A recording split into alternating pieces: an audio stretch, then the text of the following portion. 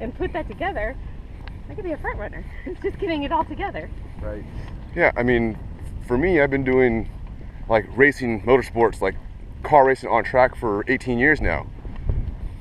I still, on my home track where I have thousands of laps, I'm like, nope, not perfect. I can go faster, I can do better. Yeah. Even if I didn't, same cars, like I can go faster. I messed up. Like it's just, if you're not constantly striving to try to figure out how to go faster with yourself, with the car, track conditions. That's when we stopped racing, right? Yeah. Yeah. Like, oh, there's nothing better I could have done now. That's it. I think for me it was a big mindset change of like, All the time. because you feel like you're driving the car to its limit and realizing I was only driving the car to my limit. Like the car had a whole bunch more in it. And Well said. like kind of not using that as a crutch, but just not understanding that like I don't see how to go fast. This is as fast as this car goes, and it's like, no, that's as fast as I go right now. Yeah. Right. Right. With all the teammates that I've put through my car over the years at different levels of endurance racing, you know, that's one of the same things that they talk about. Like, man, I drove the car to the car's limit, but the car had like fresh tires. I jump in at the very end where the brakes are gone. They say there's no brakes left. The tires are gone. They're corded, and I go out. I run 3 seconds faster than them, and they're like, I guess that wasn't the limit of a fresh car. Like, no, that's okay. Corded tires are always faster. Yeah. So, some places they are, You which is might not want entertaining. to hear this, but that was your limit. Yeah. It's definitely a sport of swallowing your pride constantly Right. and not being afraid. So like that's kept me I think stuck for a few races. Was I had this thing of wanting to do everything perfect. I wanted the perfect line. I didn't want to go off track in a not controlled way, like all these things, and then that just slows you all down. So are you still focusing on running the perfect apex in every corner? No. Because that's good. A lot of people are like, okay, I want to hit the perfect apex. I want to get down to the apex every time. So No, sprint racing got me over that. good. You don't have a choice. Yeah. I just want to get by the person in front of me. Yeah. and learning just that there's a great line, but there's about a million other lines you can take that'll get you there too. So I tell most of my guys that as long as you can see that you're going to stay on track, don't force the car to hit the apex. Right. Yeah. If you're off by 2 or 3 feet, be off 2 or 3 feet, but go full speed at 2 or 3 feet on that line. Yeah. Don't Right. slow that line down just to get back to the perfect apex. Yeah. I mean, 9's like a perfect example. There's 100 different ways to take 9. Yeah, there's one way not to take it though. Yeah. Hitting that pothole. But I mean, you can tuck in and stay low if you're trying to get ahead of someone, and you can go stay high for a long time and not drop in. There's like, you can stay center track. And even there, you can just hold the inside line pretty much all the way around. Yeah. No brakes. So right here yesterday is where I had two wheels Two off. wheels off a little bit. And that might even be my track straight ahead right there. Straight off. Beautiful track. Yeah, that looks good. It's very straight. Yeah. There's no flowers anymore, so that must be new. That was nice of you to bring me flowers, though. I was thinking about you. I mean, next time, can you go bigger? There definitely was a couple cars that I saw yesterday from pit out, which is way far away, that I'm like, oh, that looks like an outside view of some of the cars that I've seen roll here. Yeah. Yesterday, like The Ford Focus went off in front of me here, and well, went off there, went across, and then came back again. And so that was a little pucker moment for me. So I was like, where's he going next? So just aim for where they were. So I think the white BMW, probably at apex, maybe lifted with the front end loaded, and then he was trying to catch the slide on exit, and he drifted all the way to the inside, and he left the track sideways on the inside, and then I think did a probably 720. Yeah, it looked like it. The 2 360s while sliding through the dirt. And I'm like, ooh, I think I've seen cars roll like that. Yeah. The only cars I've seen roll here, personally, is on 3. 3. They go up that little embankment and then... Yeah, I saw that one. Oh, that Miata, Yeah, that was the first time I saw a car roll, and I was like, that was kind of a sobering moment for me. I think it was, yeah. It was a sobering moment because I kind of had been in this bubble of not seeing anything major. Not that was major, but it was like, oh. It was unfortunate because just the way it went up the hill, he was on his side. Yeah. He landed on his feet. It was a slow motion roll, but Yeah. Yeah, one of the walked away. let's see, the CMP race that we had this year, one of the Volvo station wagons missed a downshift, and basically it was like pulling the e-brake, and they went sideways into like soft southeast dirt clay, and it dug in and it went on two wheels, probably right at 45 degrees, and then came back down, and then they drove away. And yeah, I was like, because I didn't actually see how it happened. I just looked up and I saw this car that is at that point where you're like, did it just roll over and it's coming back down? Then I saw the video later, and he just missed a downshift, and it took the car to the inside, up over the curves on the inside, and then it just dug in and went about 45-degree angle, and like paused because like the rims like crushing the dirt, and then it came back on its wheels. Crazy. That's lucky. And they did the whole race. We're driving today has been upside down before in the mud at Button Willow. Yeah. Very slow roll. Very slow roll. Many years ago. Didn't even damage the roof. It was more comical. Had another Englishman driving it. I used to be able to tell that if my instructor put their visor down, like they think I did something wrong there. They're getting ready. Yeah. Like, huh, we didn't go off there. Oh, look at that. Pull your visor back up. So here's the turning point for 9. Yep. It's basically facing the warehouse right there. The kind of pink one? Aim for coming out of 8, I'm aiming for the gap in the trees there. Me too. And that's where I'll start lifting a bit, let it breathe, and then turn in here. What's... Go ahead. And then hit the apex down there on the inside of that pothole. I love... If you get 9 right, you just feel that... Boom. Nice compression. Yep. Yeah. And then new for me, because I'm getting more comfortable with 9, is like once I'm here and I start to turn, I'm looking at my exit of 1. Like I stop looking here. Yeah. Keeping the eyes up, down track. And that has helped me immensely, I think, because again, I'm trusting myself. If the car's not pushing me all the way to the edge of the track, I could have carried more speed. And so keeping my eyes up has helped me not freak out about that. Yeah. And I mean, there's a fair amount of runoff. There's a ton anyway.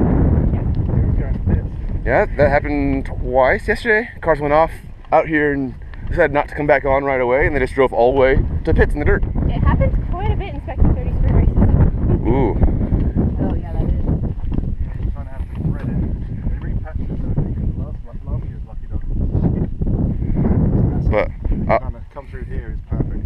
but also, if you try to miss the pothole and you miss it too far to the inside, that's really bad. That's a really bad Yeah. culvert hole that you bend brake wheels. Oh yeah, you're over for a while there. Control arm's gone. So you should either stay out there. Yeah. That's mentally, I think when I come right here, all I keep telling myself is, it's embanked. It's embanked. Like, I got more grip. I got more grip. E30's can hold it. I know they can. It's my brain. The car is not the question here. I see a lot of people that don't make it right here. Go off to the right. I wonder if it's from big lifting, as they lose the help from the camber, Yeah. and they do a big lift because they don't want to go off in the dirt, so that they lift on exit and they lose all the grip and basically all spin around. I didn't experience that ever until driving this car the first time on Friday. This car is you go to 5th in my spec, you don't ever get in 5th. Ah. And so I thought making that turn into 9, I was going to pop it into 4th, and that did not go well. Even with the rev match. Even with the rev match, I got real squirrely. And it's like, oh, you got to stay on it. 44 likes You to be cannot settled. get light. No. Yeah, there's at Portland there's a couple turns after the backstretch, which is like a kind of banana-shaped straightaway. I would say similar top speed as here into 1 with the fast cars. So 125, 130 into these high-speed S's, Nice. left to right. You get to a point where you don't feel you can drive any faster because you're approaching it slowly. Right. Well, to go faster, you have to drive it differently.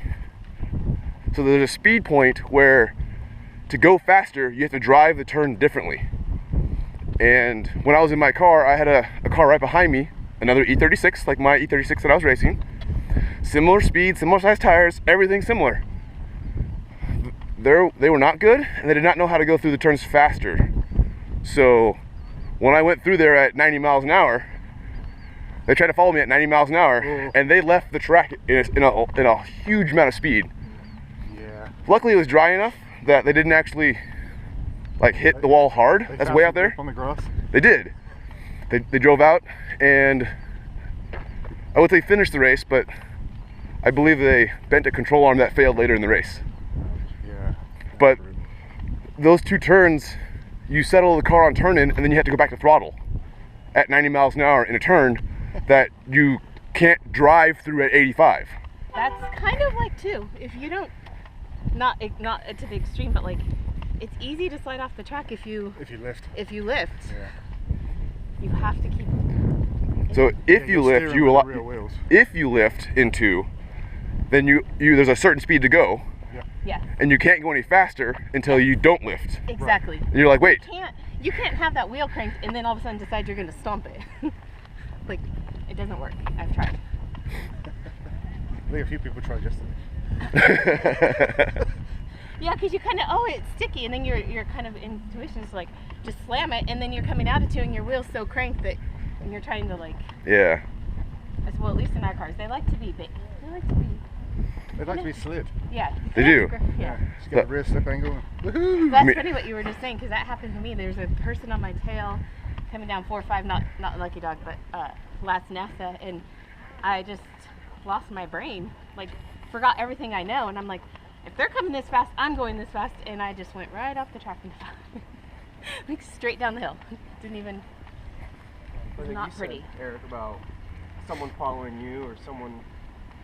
Or you're in front of someone, right? Yeah. You have to make sure you're driving your line, you got your eyes up. Because if you're just watching the car in front of you or paying attention to the car behind you, again, go about all those inputs. Oh, yeah. Your mind doesn't, I can't take all that in, and then I'll end up off the track. Nothing good has ever happened to me by watching a car in back of me and in front of me unless I'm doing a lead follow. Which then you're usually at a reduced pace at that point. Mm-hmm. Yeah. All bad things when I get in my mirrors. And I used to be out of it, like, this mirror sucks, I want this mirror. Oh, yeah. I want to be able to see really well. I haven't heard that complaint for at least a year. Now I'm like, Who needs mirrors? I can see my blind spots if someone's trying to do something around me. Inside me, we can see that, but other than that, we don't care. Yeah, I mean, I like would be, sometimes I can be a diva, believe it or not, Eric. I mean, aren't all race car drivers? Yes. Of course. Yes. We also make excuses really well. Yep. Yeah. When we don't perform. A darn controller. Tires are gone. Yeah. Cars underpowered. For my first 2 or 3 NASCAR races, I get so overwhelmed in the sprint races. There's probably 3 races I came in early with fake car issues. They're all in your head. Yeah. They've got a shuttering on the front right. Now all of them were in my head. Some of them I'm just like, I'm too embarrassed. I'm gonna be like, the front right was really rattly. I had a fuel pickup problem. I didn't have gas in the car. It stumbled a little bit. I don't want to hurt anything. Yeah. I think it's broken. This is why we love Lucky Dog. Lucky Dog's epic series. I haven't had to do that in a sprint race in a while, but that was my go-to in the first few. Early on when I said there's 3 questions. Oh, yes. Oh yeah, shoot. So the reason why I didn't ask the 3rd question is because all of your second questions is the 3rd question. The 3rd question is normally, what was your first recollection of your first Lucky Dog race? Oh. Yeah. So not everyone, their first race is Lucky Dog. But for those that are, the 3rd question basically gets thrown to the wayside. Yeah. Yep. Yeah, we love Lucky Dog. We love Kathy. We love all you guys. It's fantastic. Yeah. It's the best. It really is. And I mean, yeah, it's the best experience. For me, I had a baby in 15, so when I first started racing, I also had a newborn. And Lucky Dog, I mean, I remember one of my first races, Kathy's running around finding paper and crayons for my kids because it's like a good family event. Yeah. Oh yeah. It was just, it was incredible. It's always been a Yeah, great it's event. intense enough, but not too intense that you get stressed out. This is a great event. It's a lot of fun. It's well put together. And I'd say this year, it's only my 2nd one, but even the drivers on the track, it's just a great experience. You don't have people that are, fighting you tooth and nail, just trying to race you all the time if you're out of class. It's just a lot of courtesy, just a lot of professionalism out there. You're really pleased this weekend. Sometimes it gets lost in the lucky dog races. Yeah, I could see that. You Yeah. lose the spirit of the. You know the cars in class that you're battling with, right? And that's fun. You go out there and you race them. It's when you get cars out of class that are just... I want to race this car. Yeah. Why are Race you a racing? Mustang. Why is this C car racing an A car? Well, he's close to on track with me. Or you see him not let him by. I'm like, but what is that? Yeah, get serving behind you? him and get the tow. Yeah. And pass some other C classes. Eric, this is great. I feel accomplished already. I think I'm ready to go home. Walk the track. Yeah.